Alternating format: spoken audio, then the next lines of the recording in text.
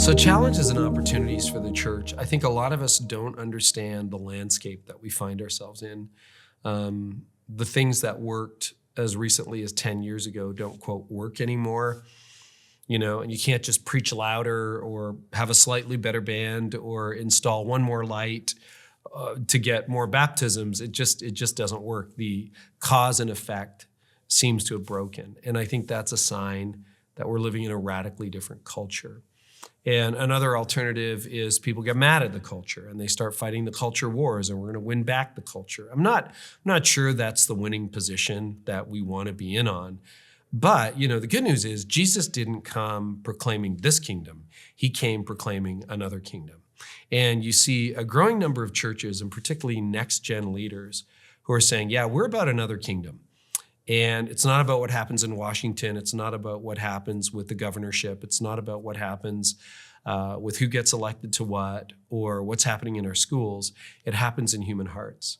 And as we learn to be followers of Jesus and our authentic faith reaches out and loves others who are not like us, and they become followers of Jesus, there's a new kingdom being born. And I think that's the hope and the opportunity.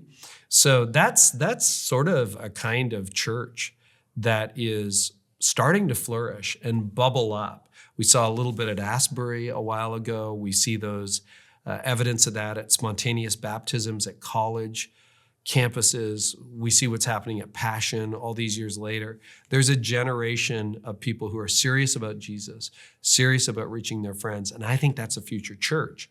And if we can just get around that, and that is a church that's home to people who vote differently, who think differently, who have a different worldview, and it's a church that it's about, hey, we're on a mission together. I want to get behind that church, and I think that's a lot of hope. Another big challenge, I think, for church leaders is their personal health. The last 4 or 5 years have been absolutely brutal on church leaders.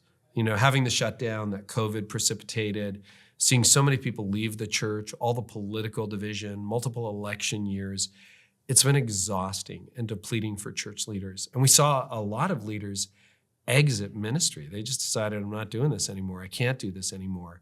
And those who are left, some of them are healthy and healed. Some of them are still kind of walking wounded. And that's in addition to the pressure of running a church and producing a message week after week. So I have a real heart to help leaders. I want to see them grow.